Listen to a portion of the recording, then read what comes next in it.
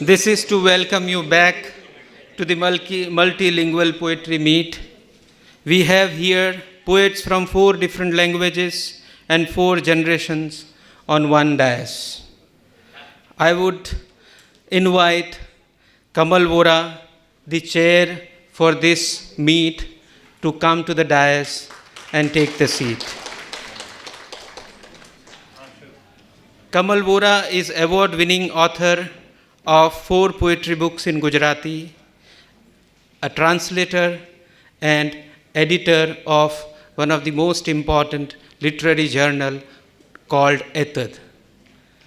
Now I would request Arun Kamalji to come forward to the dais and take the seat. Arun Kamalji is eminent Hindi poet, literary critic and editor. Now I would call upon Shri Madhav Kaushik ji, the poet, short story writer, literary critic, and translator and editor of several books, to come to the dais and take the seat. I would also like to call upon Shri Chandrakant Patil sir, who is an eminent poet in Marathi, a literary critic, translator, and editor, and who has been writing in 2 languages, Marathi and Hindi. Sir, please come to the dais and take the seat. Now I would call upon Vasant Abaji Dahake sir.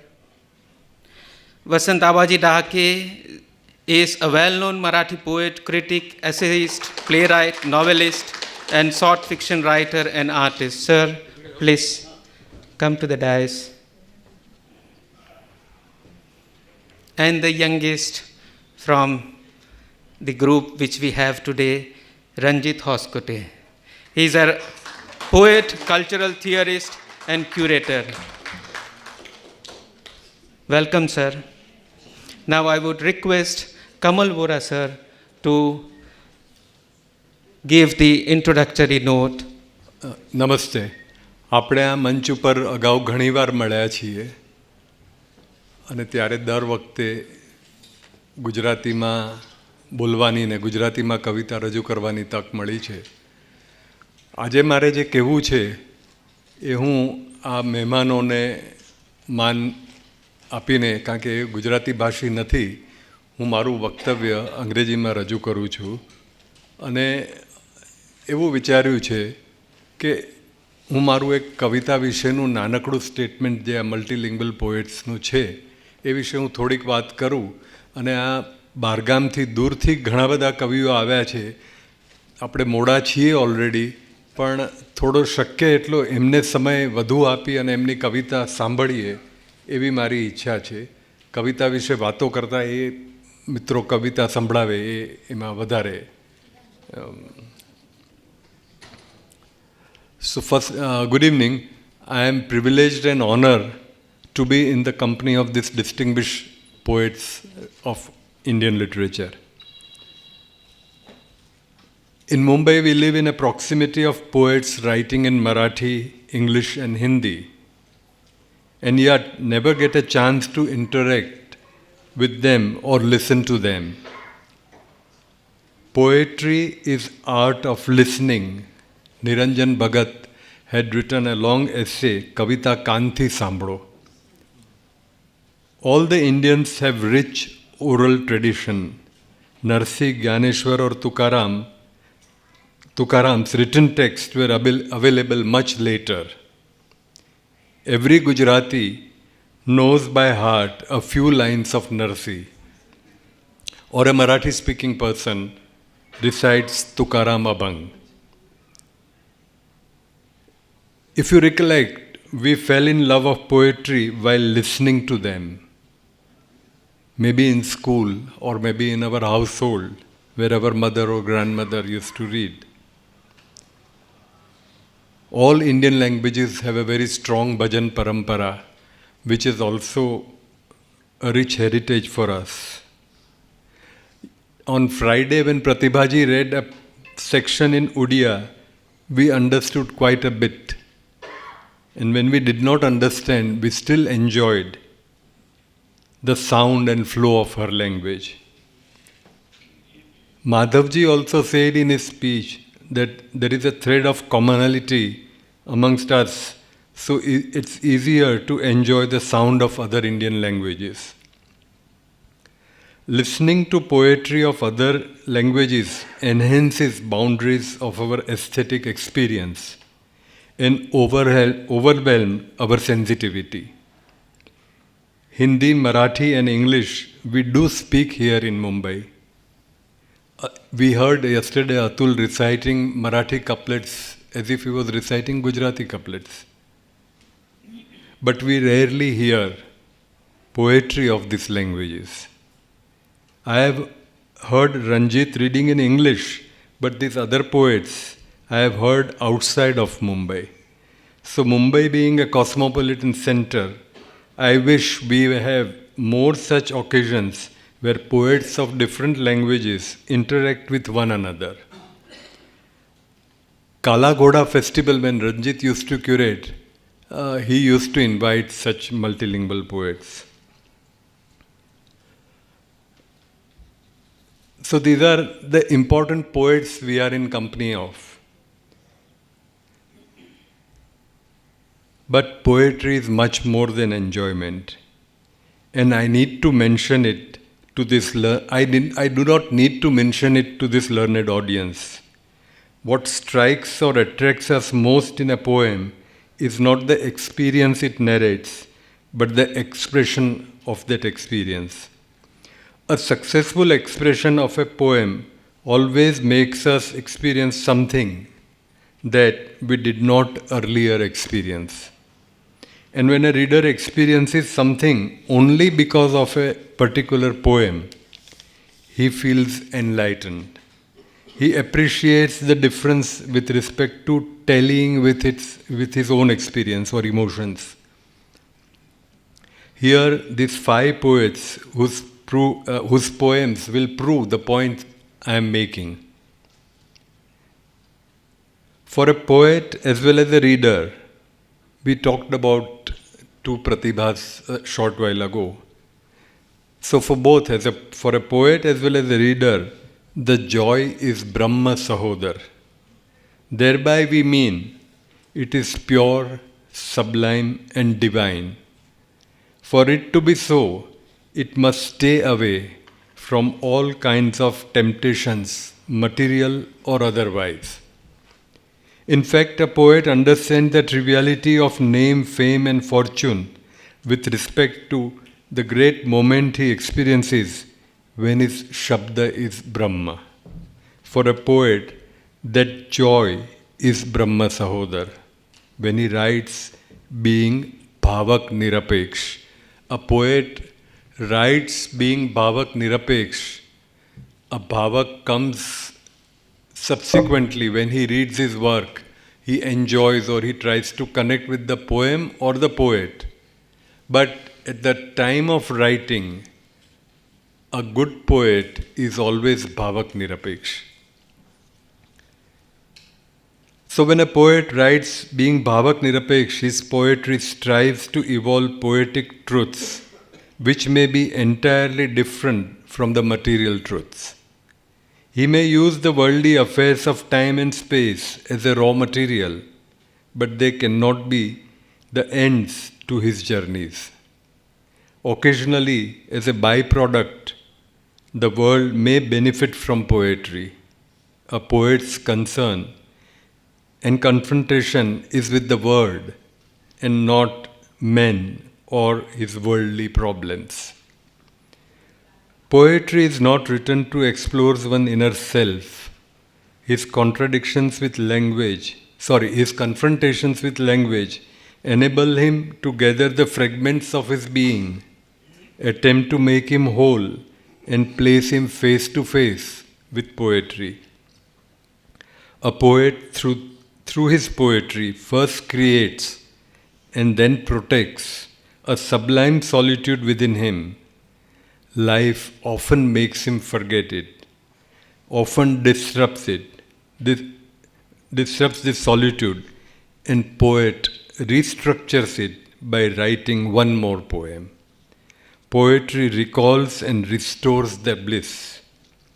The bliss of solitude is quite different from the Western notion of despairing alienation of outsiders, but celebrates wholeness, oneness.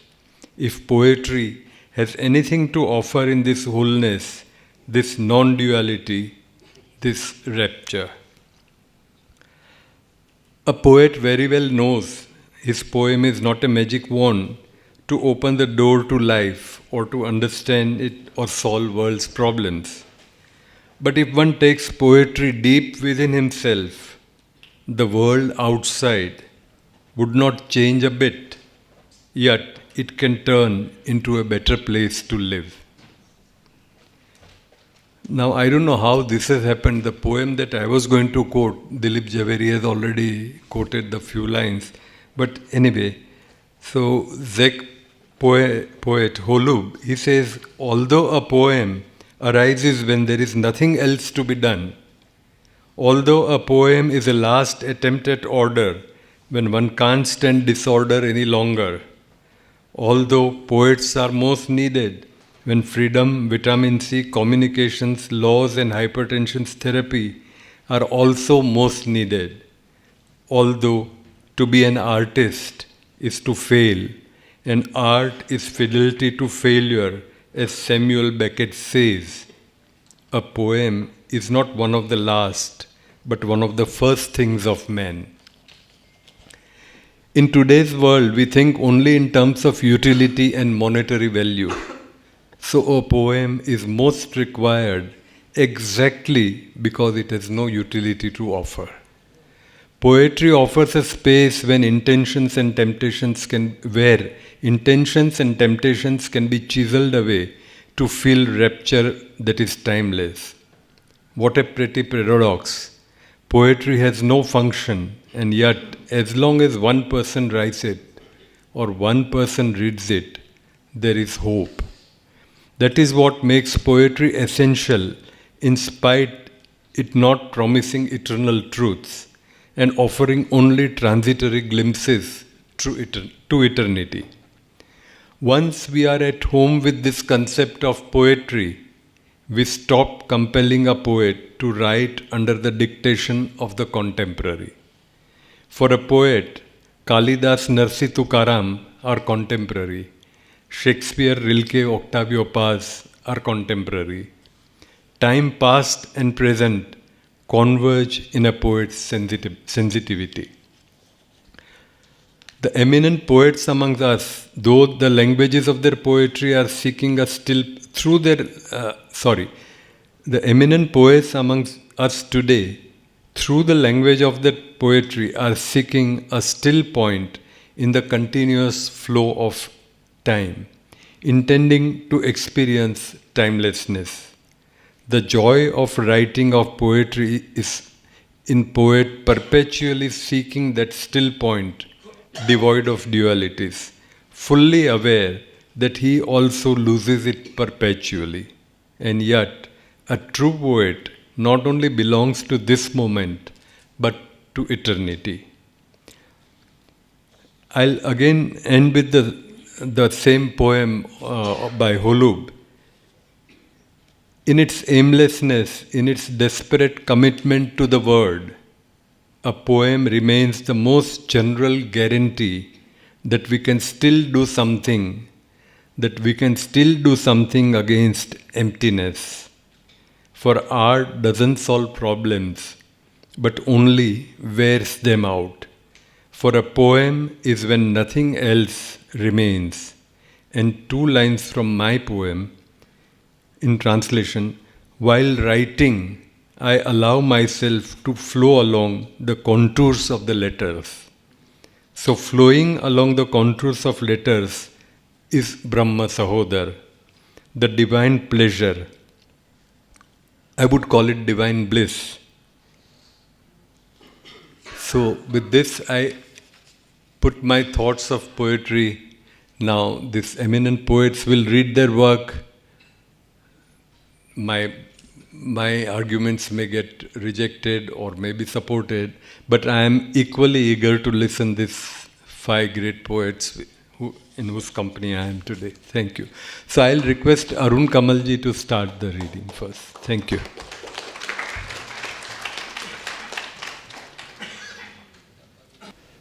कुछ कविताएं मैं अपने संग्रहों से पढ़ रहा हूँ, जिसमें पहली कविता का शीर्षक है धार। धार। कौन बचा है जिसके आगे इन हाथों को नहीं पसारा? कौन बचा है जिसके आगे इन हाथों को नहीं पसारा? यह अनाज जो बदल रक्त में टहल रहा है तन के कोने कोने, यह कमीज जो ढाल बनी है बारिश सर्दी लू में, सब उधार का मांगा चाहा, नमक तेल हींग हल्दी तक सब कर्जे का, यह शरीर भी उनका बंधक। अपना क्या है इस जीवन में, अपना क्या है इस जीवन में, सब तो लिया उधार, सारा लोहा उन लोगों का अपनी केवल धार।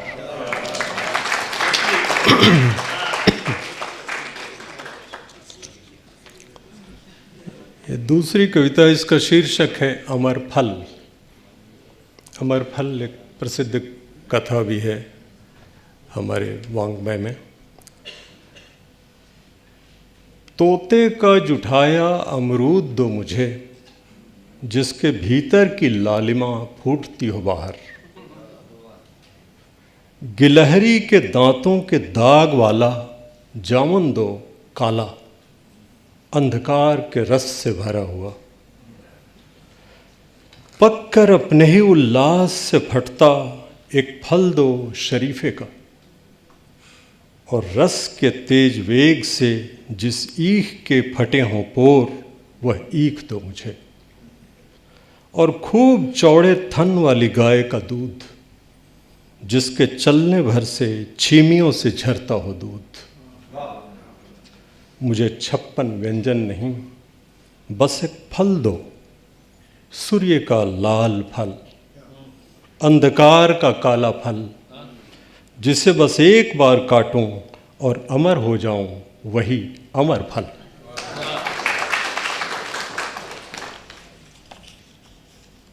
यह एक कविता है, इसका शीर्षक है संबंध। अब तो ये रिवाज ख़त्म हो गया। पहले हमारी तरफ गांव में ये रिवाज था कि जब किसी स्त्री को पहली बार बच्चा होता और दूध नहीं उतरता तो उसके देवर को बुलाया जाता। अब ये रिवाज जाहिर है नहीं है, हर जगह चिकित्सा की भी व्यवस्था है, लेकिन कविता सिर्फ वहाँ से शुरू होती है, टेक्स ऑफ फ्रॉम देयर। वो सिर्फ एक प्रिटेक्स्ट है, एक बहाना है। इस कविता का शीर्षक है संबंध। तुम्हारी देह से छूटा हुआ पहला बच्चा रो रहा था तुम्हारी देह के किनारे, और तुम्हारी छाती से दूध छूट नहीं रहा था। तुम हार गईं, माँ भी और दादी, और तुम्हें घेर कर खड़ी थीं टोले की औरतें, जिनकी साड़ियों के कोर गीले थे। मुझे बुलाया गया, सब हट गईं एक एक कर, और माँ ने कहा तुम इसका थन मुंह में लेकर खींचो, और माँ भी बाहर हो गईं। खड़ा रहा मैं जैसे हत्या लगी हो। तुमने हुक खोले और गाय की बड़ी बड़ी आँखों से मुझे देखा। मैं कांप गया, दोनों स्तन इतने कठोर, और बच्चा रो रहा था एक और। नहीं कह सकता वह सुख था या शोक। मैं तुम्हारा देवर, तुम्हारा पति या पुत्र, मैंने कंठ में रोक लिया था वह दूध। हम अलग हो चुके हैं, अब अलग अलग चूल्हे हैं हमारे और अलग अलग जीवन। वह बच्चा भी अब सयाना है और तुम भी ढल गई हो। फिर भी मैं कह नहीं सकता यह कैसा संबंध है, मैं तुम्हारा देवर, तुम्हारा पति, तुम्हारा पुत्र, तुम्हारा।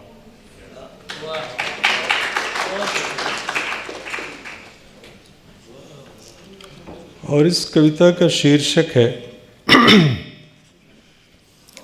उधर के चोर। अब जाहिर है चोर तो उधर ही होते हैं, इधर तो होते नहीं हैं, इधर तो सब अच्छे लोग हैं। इस कविता में कुछ शब्द मिलेंगे जो भोजपुरी के हैं, जो मेरी मातृभाषा है। हिंदी जो भी लिखते बोलते हैं उनकी मातृभाषा अलग होती है,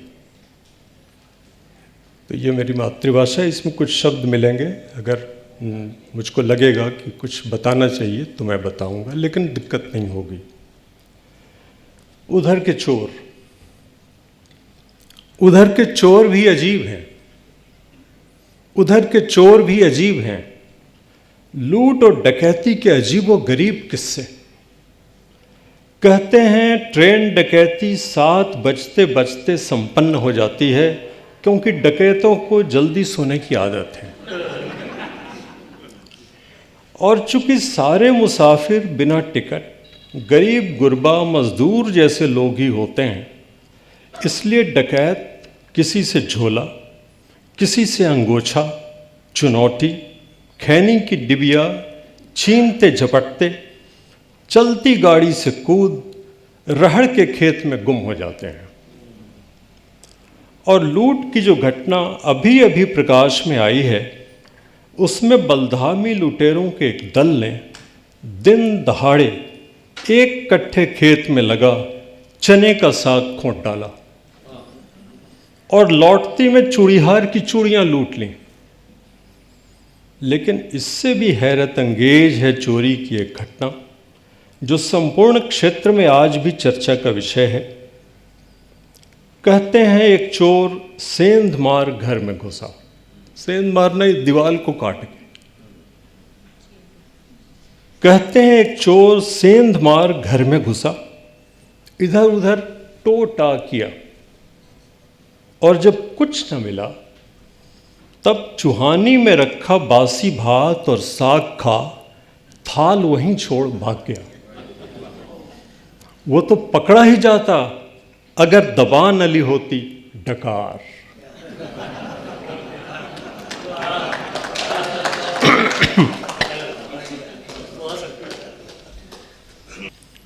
इस कविता का शीर्षक है जैसे। जैसे मैं बहुत सारी आवाजें नहीं सुन पा रहा हूं, जैसे मैं बहुत सारी आवाजें नहीं सुन पा रहा हूं। चींटियों के शक्कर तोड़ने की आवाज, पंखुड़ी के एक एक कर खुलने की आवाज, गर्भ में जीवन बूंद गिरने की आवाज, अपने ही शरीर में कोशिकाएं टूटने की आवाज। इस तेज, बहुत तेज चलती पृथ्वी के अंधड़ में जैसे मैं बहुत सारी आवाजें नहीं सुन रहा हूं, वैसे ही तो होंगे वे लोग भी जो सुन नहीं पाते गोली चलने की आवाज ताबड़तोड़, और पूछते हैं कहां है पृथ्वी पर चीख।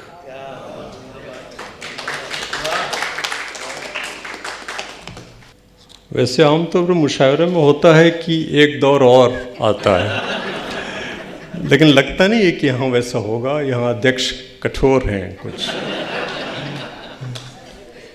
तो खैर, अभी आखिरी कविता, इसका शीर्षक है घोषणा। और मैं ऐसे ही सिर्फ बता दूं कि ये 1996 में जो मेरा संग्रह प्रकाशित हुआ उसमें ये कविता है। ये मैं क्यों कह रहा हूँ ये बाद में पता चलेगा। इसका शीर्षक है घोषणा। मैंने गौर से देखा और पाया कि राष्ट्र के प्रधान के जीवन में नींद नहीं। मैंने गौर से देखा और पाया कि राष्ट्र के प्रधान के जीवन में नींद नहीं। मंत्रिमंडल की बैठक हमेशा देर रात, हर जरूरी फैसला आधी रात के बाद,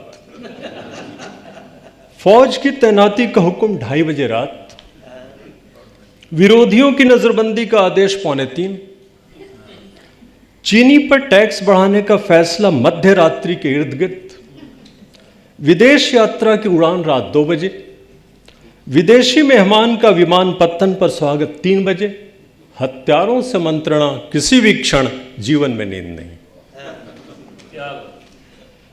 राजा चुपके से काटता है चक्कर रात में, नए नए भेष में, अलग अलग घात में, जो सोए उनके माथे से तकिया खींचता, फेंकता खलिहान में लुकाठी, मसूमात के खेत से मूली उखाड़ता, खोलता बदरू की पाठी, गुद्दा गटक फेंकता आंगनों में आठी, जीवन में नींद नहीं। आठी मतलब आम का जो बीज, जो गुठली उसकी रहती है, सो। माना कि वहां बहुत उजाला है, फिर भी रात में रात तो है ही। और इधर आलम ये कि 9 बजते बजते ढेर, और 10 तक तो देह के सारे पुर्जे खोल मैं विसर्जित हो जाता हूं नींद के महासमुद्र में। सो मैं भारत का एक नागरिक एतद्द्वारा घोषणा करता हूं कि नींद मुझे राष्ट्र के सर्वोच्च पद से ज्यादा प्यारी है।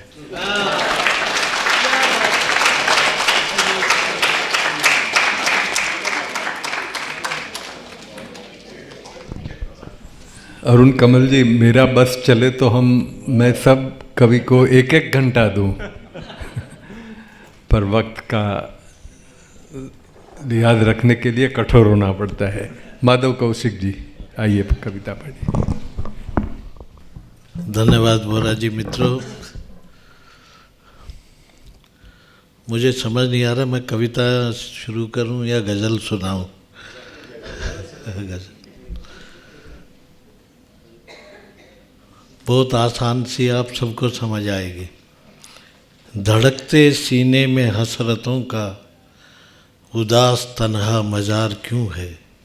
गुलजार। धड़कते सीने में हसरतों का उदास तन्हा मज़ार क्यों है, कोई बताए हर शख्स अपने बदन से इतना फरार क्यों है। धड़कते सीने में हसरतों का उदास तन्हा मज़ार क्यों है, कोई बताए हर शख्स अपने बदन से इतना फरार क्यों है।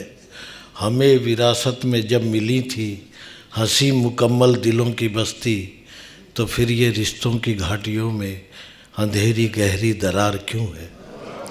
हमें विरासत में जब मिली थी हंसी मुकम्मल दिलों की बस्ती, तो फिर ये रिश्तों की घाटियों में अंधेरी गहरी दरार क्यों है। और गुलाब मौसम की वादियों में सभी की खातिर खिले थे, लेकिन गुलाब मौसम की वादियों में सभी की खातिर खिले थे, लेकिन हमारे हाथों में खुशबुओं का फटा हुआ इश्तिहार क्यों है। गुलाब मौसम की वादियों में सभी की खातिर खिले थे, लेकिन हमारे हाथों में खुशबुओं का फटा हुआ इश्तिहार क्यों है। एक गज़ल के और 2-4 शेर जो रहना, आपको लगेगा 2 दिन जो हमने सेमिनार किए हैं ये उसी का कविता का स्वरूप है। उनमें खुली किताब से शामो सहर भी आएंगे, खुली किताब से शामो सहर भी आएंगे, भरी दोपहर में तारे नज़र भी आएंगे।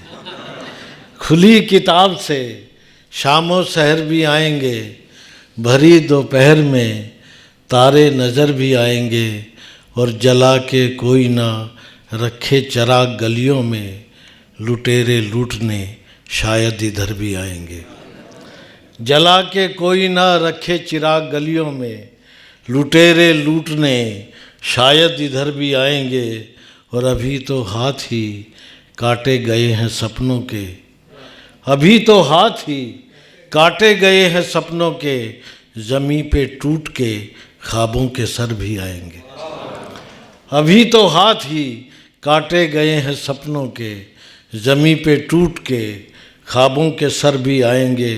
और शेर देखिए कि चलो गुनाह के पत्थर ही जेब में रख लें, चलो गुनाह के पत्थर ही जेब में रख लें, सुना है राह में शीशे के घर भी आएंगे।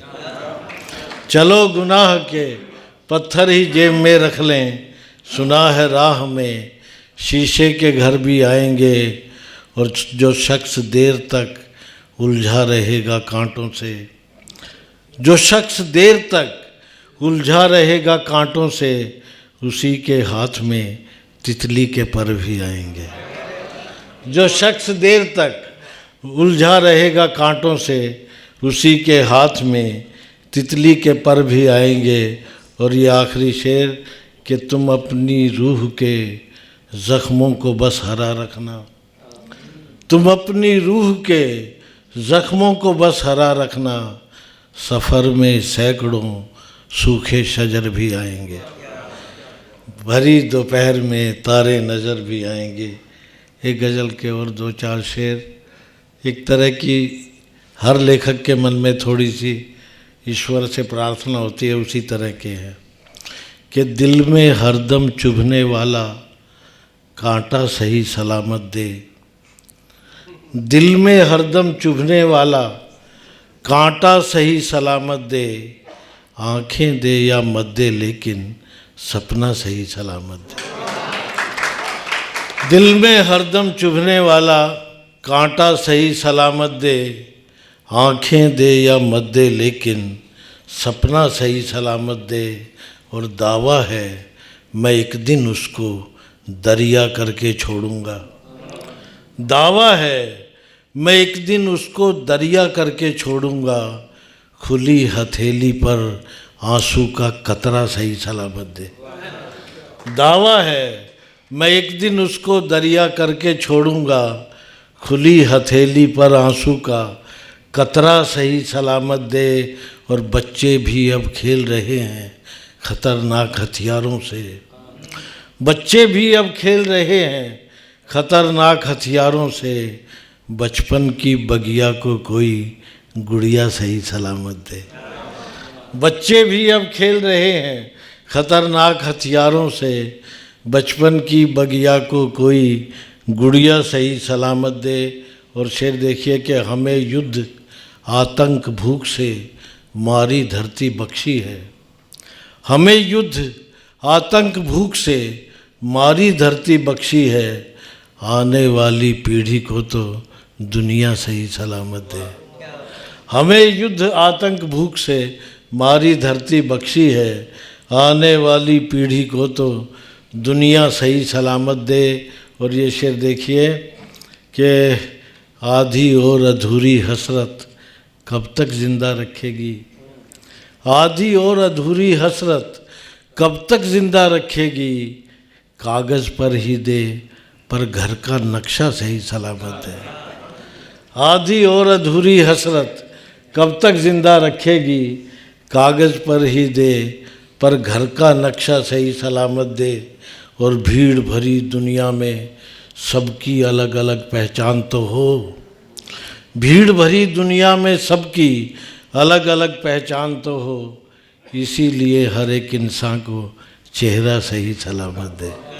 और दिल में हरदम चुभने वाला, टाइम बता देना भाई, दिल में हरदम चुभने वाला कांटा सही सलामत दे, आँखें दे या मत दे लेकिन सपना सही सलामत दे।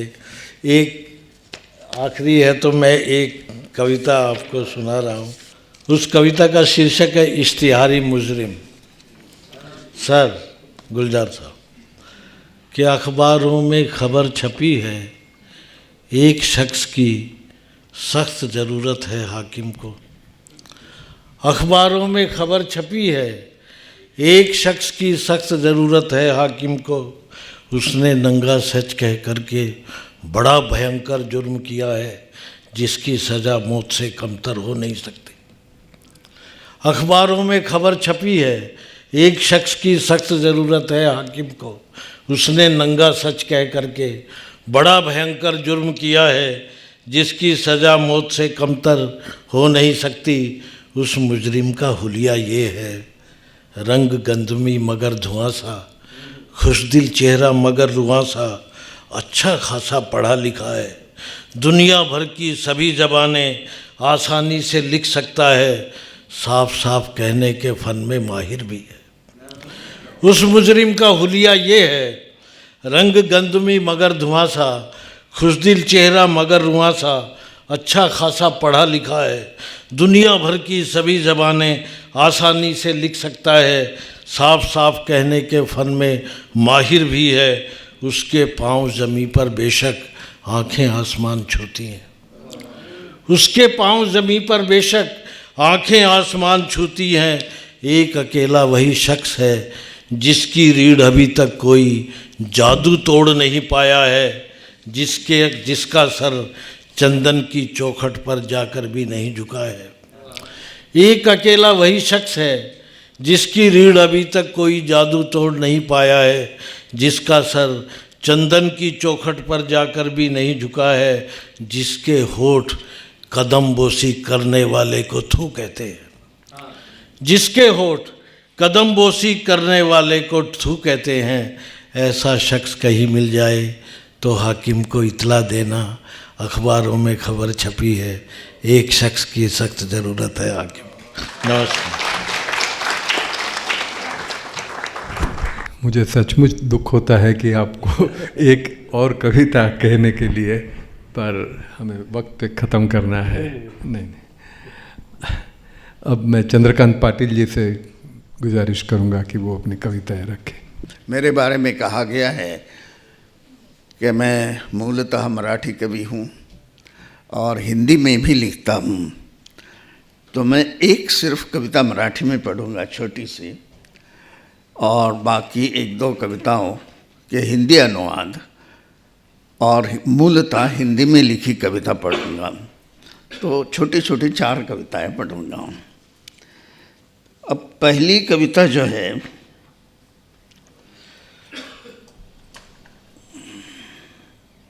जन्मदिन के बारे में।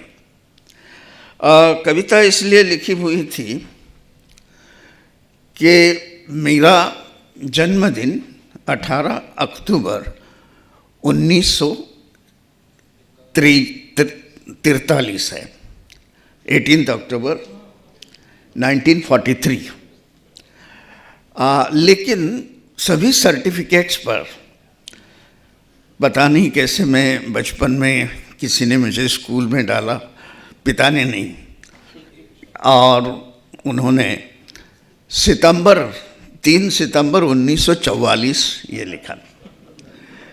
तो जब तक मैं सर्विस में था तब तक मैं यही लगाता था कि 3 सितंबर 1944। जैसे मैं रिटायर हो गया तो मैंने अपना असली डेट लिखना शुरू कर दिया। तो लोगों ने बहुत ये किया कि क्या चल रहा है आप। तो मैंने कहा कि मैं उसका उत्तर एक छोटी सी कविता में दे दूंगा। जन्मदिन के बारे में। किसी कस्बानुमा शहर में पुराने घर के नदिया किनारे अंधियारे कमरे में, जहां मर्दों और रोशनी को अनुमति नहीं थी, 18 अक्टूबर 1943 की मध्यम रात में जिस बच्चे ने जन्म लिया, वही बच्चा 9 सितंबर 1944 की सुबह अंदाज़न 9 बजे एक कस्बे की पाठशाला में फिर से पैदा हुआ। वे दोनों जी रहे हैं बेतकल्लुफ एक ही जिस्म में। जिंदगी कितनी अजीबोगरीब है, जीते जी कठिन, अतीत में झांक कर देखे तो थोड़ी सी अतिरिक्त, बाकी रिक्त। हिंदी में लिखी हुई और एक कविता है शब्द केवल ध्वनि नहीं है, न अवधारणा।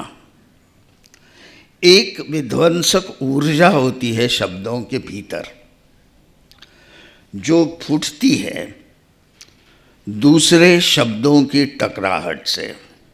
जैसे कवि जूझते हुए अपने परिवेश से, बेशक्ल चेहरों की घनी छायाओं से।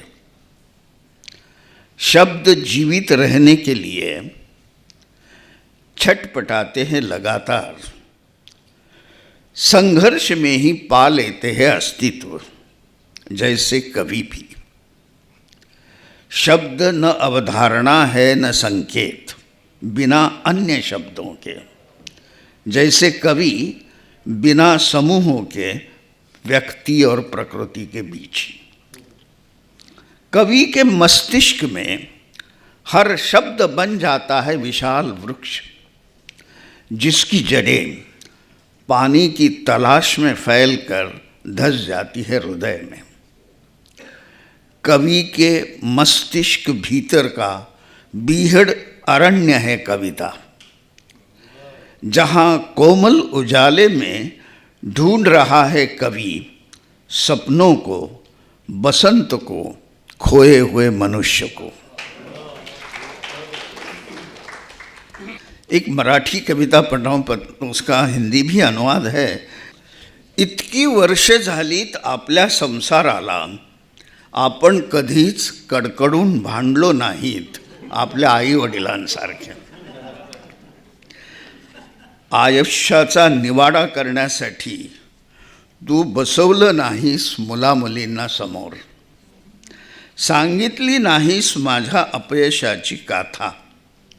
तुझे कष्ट, तुझे हाल, सुखाला पारखी झालेली तुझी वाटचाल, उभ्या आयुष्यात धडपणे न मिळालेली बोटभर चिंधी, वारभर कापड, एखादा दागिना, मुलांची दुर्लक्षित आयुष्य, सासरी गेलेल्या मुलींच्या नरक यातना, भाड्याचं कर्ज, घर, कर्जाचे डोंगर, भावकीतले अपमान, गरिबीत डिवचला गेलेला स्वाभिमान, उपकृत झाल्यावर उलटलेली माणसं, स्वार्थ साधून दुरावलेले दोस्त, अनाठायी प्रेम, अनाठायी खर्च, मोठेपणाचा आभास।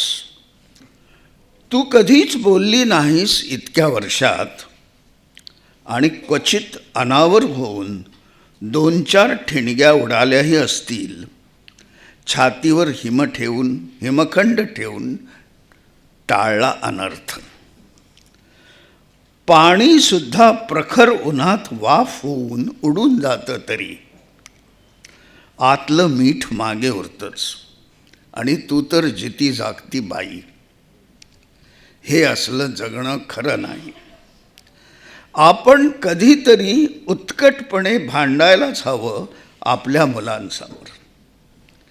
नाही तर जेव्हा आपण नसू या भीषण जगात, आपली मुलं शोधतील पराभवात तत्वज्ञान, सोशिकपणाला समजतील अध्यात्म, आणि तमाम दबलेल्या दुःखांना सुसंस्कृतपणा म्हणून गोंजारत बसतील।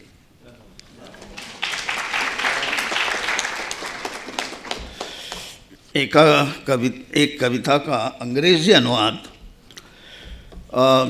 जो मेरे मित्र विष्णु खरे ने किया था। छोटी सी कविता है। अंगभूत आकृतियों को छोड़कर सिकुड़ने वाले अक्षर नहीं चाहिए, अनुभवों के भीगेपन से वंचित उमचाने वाले शब्द नहीं चाहिए। भीतर का भीतर, बाहर का बाहर, बीचों बीच पहरा देने वाली भाषा नहीं चाहिए। चारों तरफ की रोशनी नोचकर स्याह हो चुकी कविता नहीं चाहिए। होने में उलझकर न होने को नकारने वाली बेमतलब की जिंदगी नहीं चाहिए। और एक आखिरी कविता पढ़ता हूँ, महात्मा गांधी जी पर लिखी हुई एक कविताओं का बंच है, उसमें से ये अंतिम कविता है। देशांतर से आए मेहमान परिंदों जैसा मैं आ गया हूँ इस अनजान देश में, और हुलस गया हूँ पेड़ों से ढक गए एक बंगले के बंद फाटक के सामने। इसी निवास से किया था आपने इंसाफ के जद्दोजहद का आगाज करीब 125 साल पहले। बापू, यहीं पर देखे थे आपने सपने वर्ण द्वेषी दुनिया को बदल डालने के, उथले इतिहास के बोझ तले दबे बेसहारा समुद्र के सुप्त विद्रोह के। यही उगा था आपकी आत्मा में असहकारिता का अनन्य बीज। समयांतर में उसी का बन गया था विराट महावृक्ष। बापू, मैं यहाँ खड़ा हूँ जोहान्सबर्ग के आपके निवास के सामने, जहाँ कभी किसी समय आपके कदमों के निशा उभरे थे आत्मविश्वास के साथ। यहाँ की हवा ले आई है मेरे पास इतिहास की गूढ़ गंध। आँखों के सामने से धीरे से सरक रहा है अद्भुत अतीत। मैं खोलने की कोशिश में इस प्रमेय को कि कहाँ से आई होगी आपकी कृश काया में प्रबल प्रतिरोध की नैतिक ताकत पराई जमीन पर। बापू, आप नहीं थे मसीहा, नबी, संत, महंत, थे खालिस शफ़ाक ईमानदार इंसान। आपके भीतर था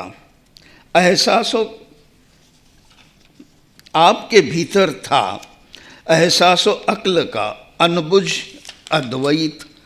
आपके कर्म का साया था समूह मानव जाति के ऊपर। आपके लिए प्रेम ही सत्य था। बहुधर्मी देश ही की बस्ती ही ईश्वर की थी। आपको कभी कबूल नहीं थी सत्य के बिना सत्ता, समता के बिना समाज और नैतिकता के बिना नेता। बापू, मुझे लिखनी थी आपकी जिंदगी से प्रेरित हुए कृष्णवर्णी लोह पुरुष के बूते के सामने बैठकर मानव मुक्ति की उजली कविता।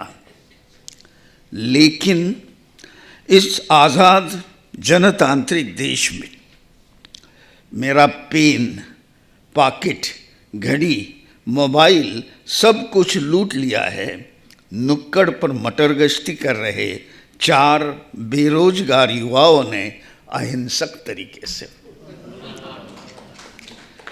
और मैं भ्रम में पड़ गया हूँ कि मैं कहाँ हूँ, कहीं अपने ही वतन में तो नहीं। Thank you. I now request Vasant Abaji Dake to read his poems. नमस्कार. या कवितेचं शीर्षक आहे टाळ्या वाजवण्यामुळे होणारे लाभ.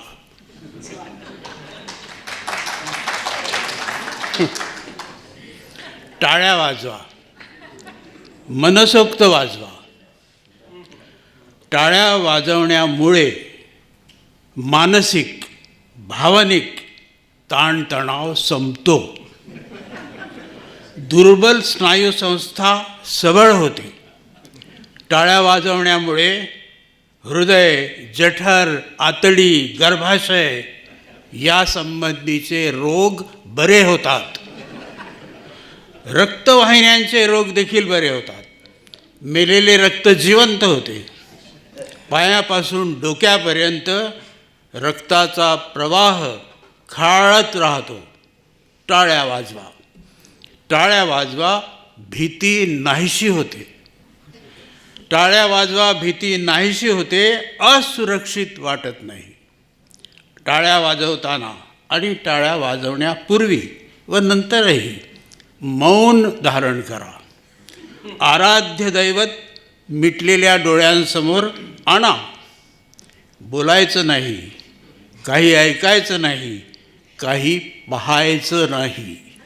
दोन्ही हाताचे तळे जुळवून नमस्कार मुद्रेत 2.5 मिनिटे टाळ्या वाजवायच्या. सकाळी, दुपारी, संध्याकाळी, मध्यरात्री केव्हाही टाळ्या वाजवा. सुख मिळेल, शांती मिळेल.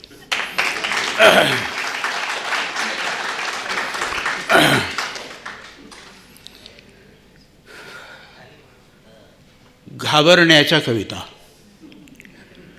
लिहायचं तर असतंच.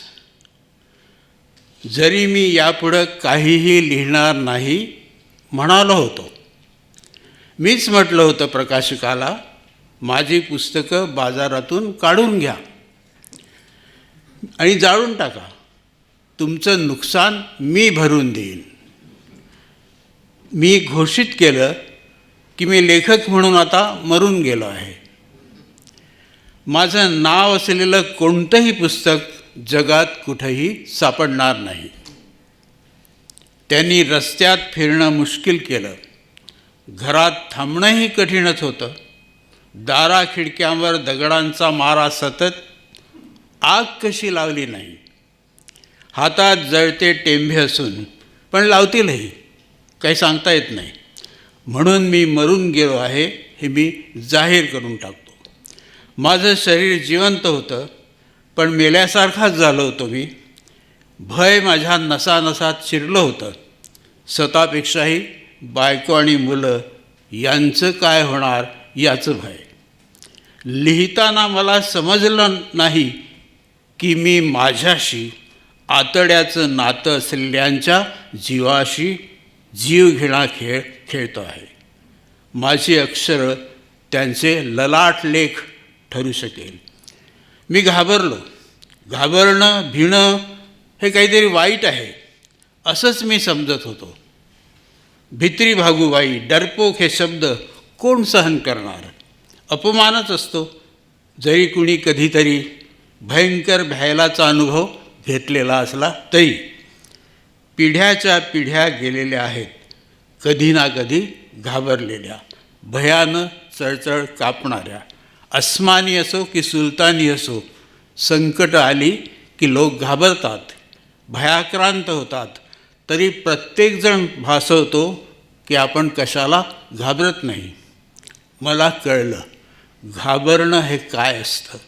भयंकर भीती दाटून येणं, घाबरणं, हातपाय थरथरा कापणं.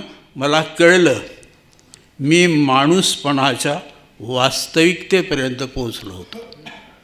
घाबरलेल्या माणसांनीच देवधर्म निर्माण केले आणि त्या देवधर्माचाच लोकांना घाबरवण्यासाठी उपयोग केला. सगळे आतून घाबरलेलेच आहेत, मग जमावात ते हिंस्र बनतात. मी घाबरण्याच्या कविता लिहिल्या, नाहीतर या घाबरवण्याच्या काळात दुसऱ्या कोणत्या कविता लिहिल्या असत्या. यात पेरुमल मुरुगन यांचा संदर्भ आहे. Empty bookshelf. सुधीर पटवर्धन यांचं एक चित्र आहे.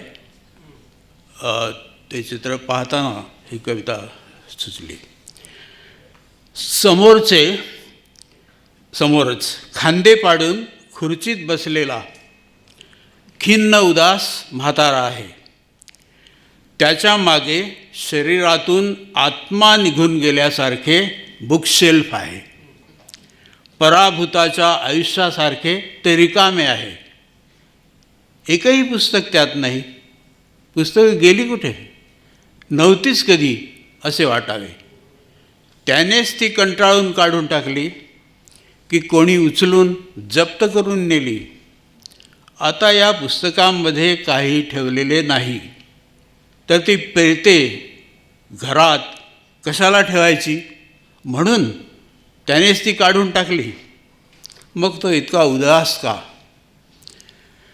इतके दिवस ती जपली होती, त्यांची सोबत होती, आता ती नाहीत म्हणून ही उदासी, म्हणून तो इतका उदास खचून गेलेला झाला आहे. ती पुस्तके आपण वाचली होती, पानापानातून प्रवास केला होता. आता कुणाला या जीर्ण पुरातन पुस्तकांचे काही कौतुक नाही. आता ती पुस्तके राहिलेली नव्हती, ती रद्दी होती, कपाटाची भर. आता कुणाला पुस्तकाचे महत्त्व समजत नाही. घराच्या भिंतींना, फर्निचरला, रंगसंगतीला साजतील अशीच पुस्तके हवी आहेत सर्वांना. ती वाचायची नसतात, दाखवायची असतात, शोभिवंत वस्तूंसारखी. तो म्हातारा आता टाकून दिल्यासारखा बसलेला आहे. तो, त्याची खुर्ची, त्याच्या मागचे शेल्फ, हे सारेच आता असंगत आहे. पुस्तके कालबाह्य ठरली, तसा तोही कालबाह्य ठरला. तो कुणी लेखक, वाचक, कार्यकर्ता, समाजसेवक असेल, त्याच्या विरोधात कुणी तक्रार केली असेल, तो कोण आहे, तो काय काम करतो, तो कोणती पुस्तकं वाचतो, तो कोणती पुस्तकं वाचतो हे तपासण्यासाठी तर त्याची सगळी पुस्तके जप्त करून नेली. कदाचित तो लेखक असेल, तो विद्रोही आहे वा देशद्रोही आहे असे कुणी म्हटले असेल. त्याने लिहिलेली पुस्तके तर नेलीच असतील, त्यात काही कटाचे, कुठल्या कारस्थानाचे सुगावे लागतात का बघायला. पुस्तके लिहिणे, वाचणे या संशयास्पद कृती ठरण्याच्या या काळात पुस्तकाचे कपाट रिकामे असणे ही एक स्वाभाविक गोष्ट आहे. आता ही शेवटची एक कविता वाचतो. हे निरुत्तर असे या कवितेचं शीर्षक आहे. त्या दगडी भंगलेल्या तटाच्या जुनाट ऐतिहासिक शहरात पिवळ्या तापासारखी संध्याकाळ शिरत असताना मी माझ्या आयुष्याच्या चादरीवर मरून पडलेले किडे वेचत होतो. ते माझ्याच डोक्यातून पडलेले अस्वस्थ कीटक होते. तेव्हा बाहेर रस्त्यावर भेंडाळलेल्या पायांचा मोर्चा स्वतःला ढकलत पुढे चालला होता आणि त्यातल्या माणसांच्या हातातले मागण्यांचे फलक मुसमुसत होते. एक दुबळी वावटळ आली क्षीण उर्मीसारखी आणि सगळ्यांच्याच आवाजांचा पाचोळा उडवून निघून गेली. म्हातारी माणसं घराच्या दारात, पायऱ्यांवर, अंगणात पडलेली होती, टाकून दिलेल्या फाटक्या चपलांसारखी. मी काय करतो आहे घरात पुरल्यासारखा बसून? मी असं स्वतःलाच विचारत बाहेर आलो. मोर्चातल्या शेवटच्या माणसांचे काळवंडलेले चेहरे अधिकच काळे झालेले होते. बाप्तिस्मा, लग्न किंवा कोणाचा मृत्यू झाला असल्यास पापण्या उघडणाऱ्या खंगलेल्या चर्चच्या हिरवे चट्टे उठलेल्या आवारात एक मरतुकडं लंगडं घोडं चरल्यासारखं करत होतं आणि तोंड वाकडं करत होतं.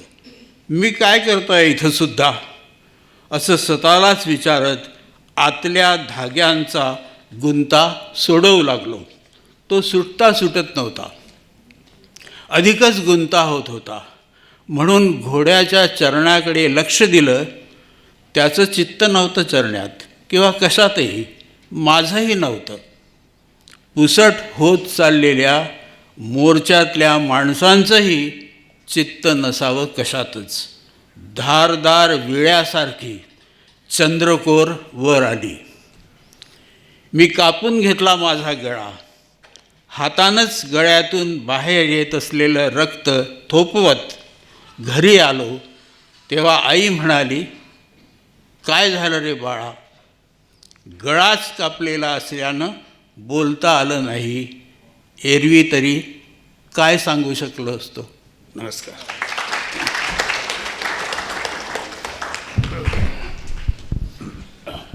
We have heard poetry in Marathi and Hindi. Now may I request Ranjit Hoskote to present his poems. And it just struck me as I was listening to and entering all of the worlds of these wonderful poets. There are many things that we claim to be proud of as Indians, and many of those are mythic. But if there's something we can genuinely be proud of as Indians, it is the fact that we are so incredibly multilingual and that we can gear shift among languages in a way that is actually fairly unique. This is not true of many other societies. And it's something that should give us all great pride. So I'm going to start by actually throwing into the mix yet another language which, Kamal, maybe you weren't prepared for. I'm going to start by reading from my translations, which some of you might be aware of the 14th century Kashmiri woman mystic, Lal Ded. This appeared about a decade ago as Ay Lal, the poems of Lal Ded. So I'll read two of her works in the original Kashmiri, and then I'll read the translations. The first one goes like this. Ami pan sodaras na vicheslaman, katibozi dei mionmiti di tar, amin takin ponzan shaman, zuv chumbraman garagatsah. Which translates like this. I'm towing my boat across the ocean with a thread. Will he hear me and help me across? Or am I seeping away like water from a half-baked cup? Wonder, my poor soul, you're not going home anytime soon. The second one. Varun polum apuroi porum, kesarvan golum, ratit shal, paras pronum tapanas polum, adugom molum tazinim hal. What the books taught me, I've practiced. What they didn't teach me, I've taught myself. I've gone into the forest and wrestled with the lion. I didn't get this far by teaching one thing and doing another.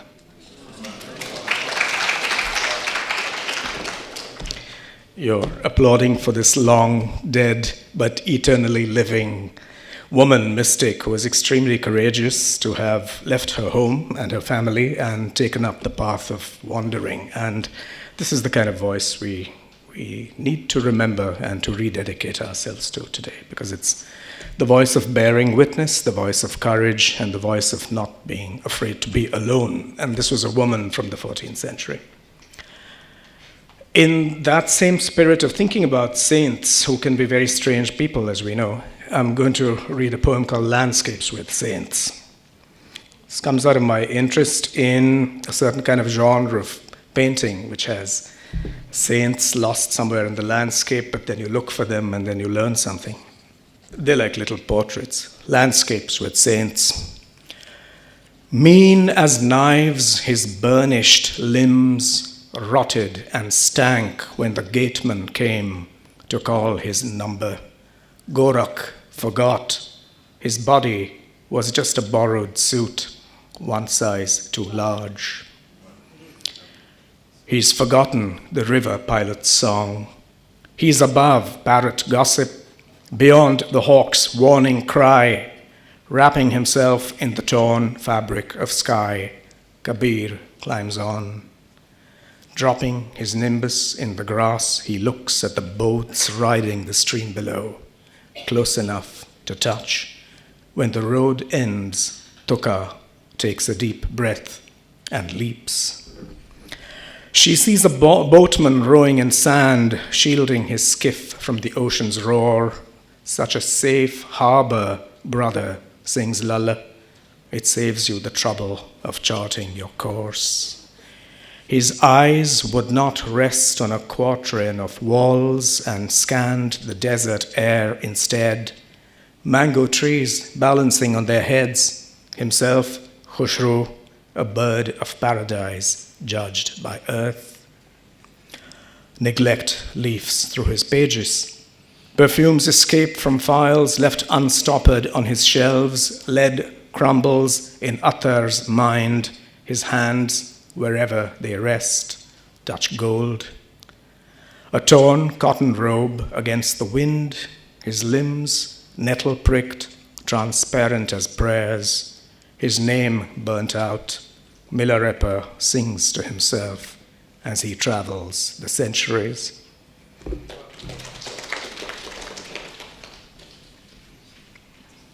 No.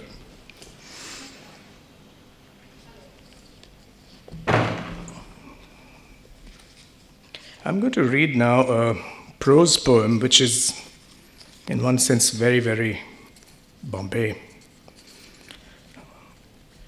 It's called Siddhi Mubarak Bombay, and is really in the voice of someone who was a slave in 19th century Bombay.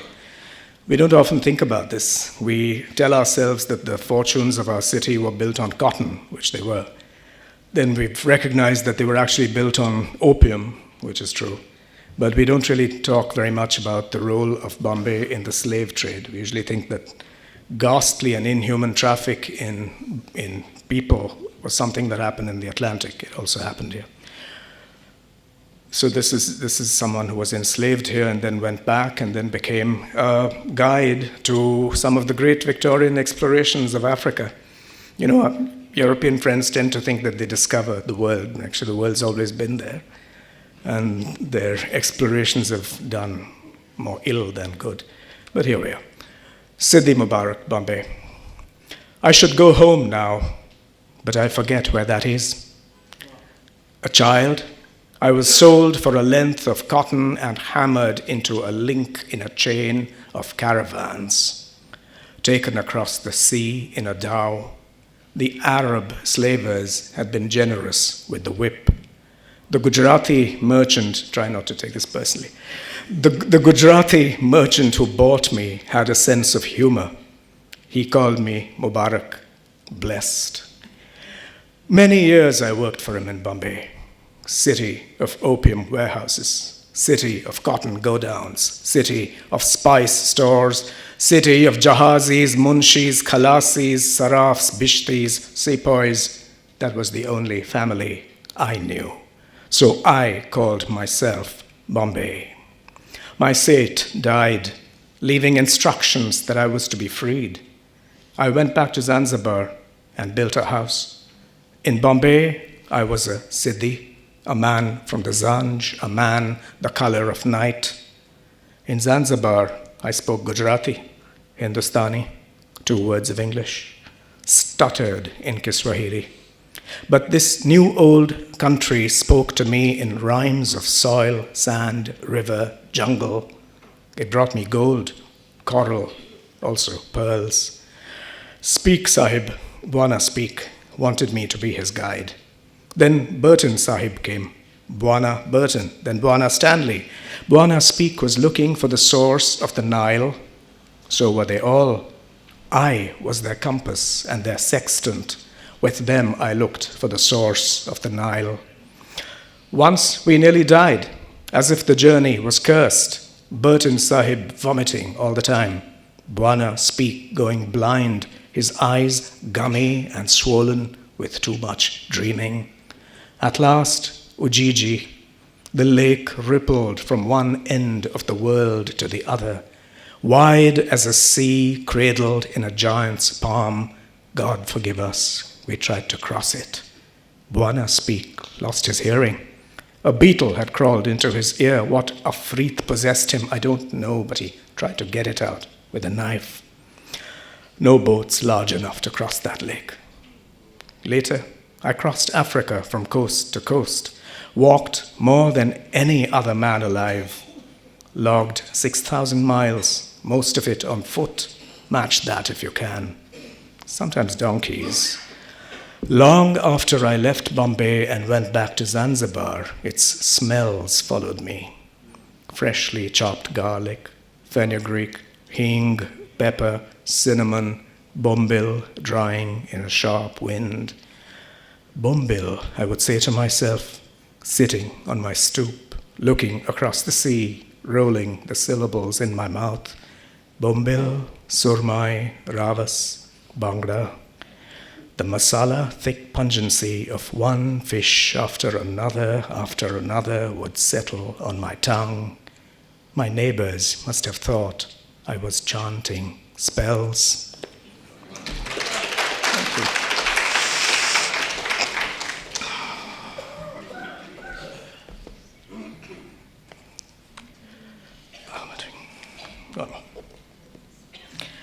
Speaking of being between languages, I'll read this one, which also is to do with being in a sea city. This is the last one. It's called Harbor Thoughts.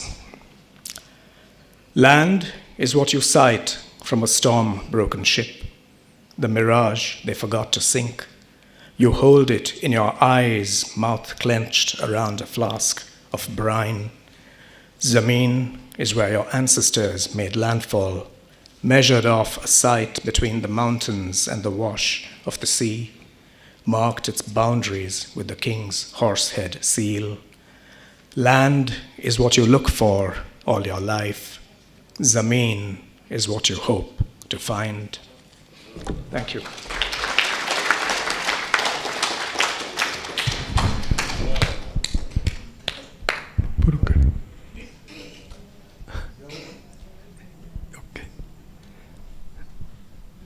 One Gujarati poem, because nobody has.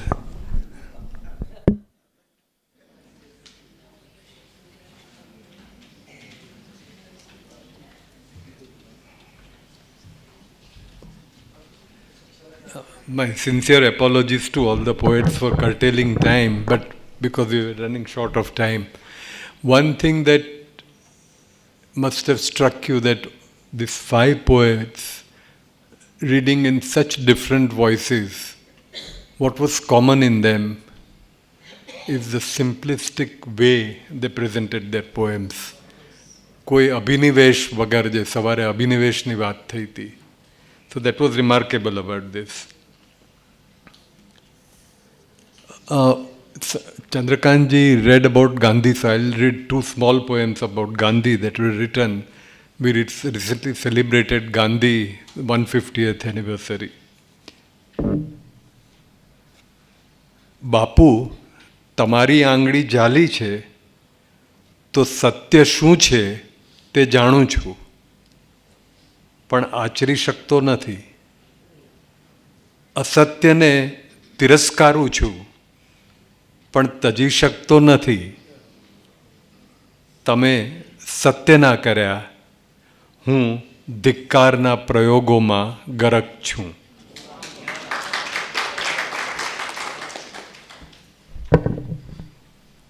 Mr. Gandhi, we are kind of done with you. You may leave us now. Now we exist in a digital world where nothing is real, nothing unreal either. न तो सत्यनो जय, न असत्यनो पराजय. In fact, no truth and no lies, only a spectacle of violence with live visuals.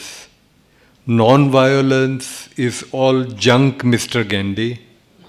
No cleanliness, no godliness, everything colorful and instant.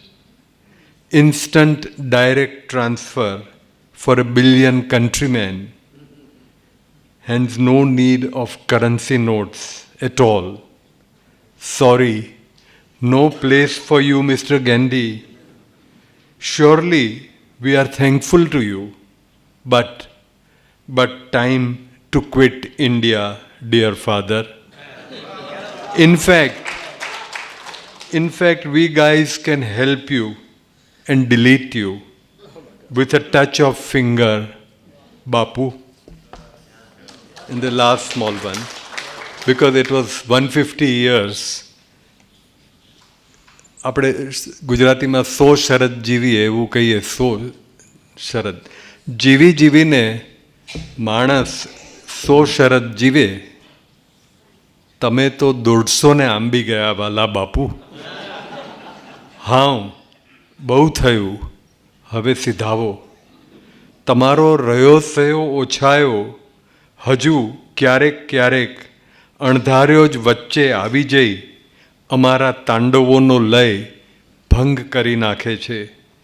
ત્યારે થોડી વાર અમે ઘાંઘા થઈ સુધબુધ ખોઈ બેસીએ છીએ, પણ ફરી અમારા વિચાર, વાણી, વર્તનમાં પ્રકૃતિ પ્રત્યે, પશુ પ્રત્યે, મનુષ્ય પ્રત્યે ઝેરી વીજળીઓ ફૂંફાડા મારે છે.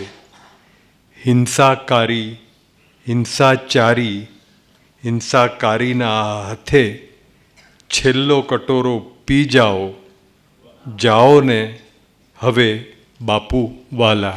Thank you so much.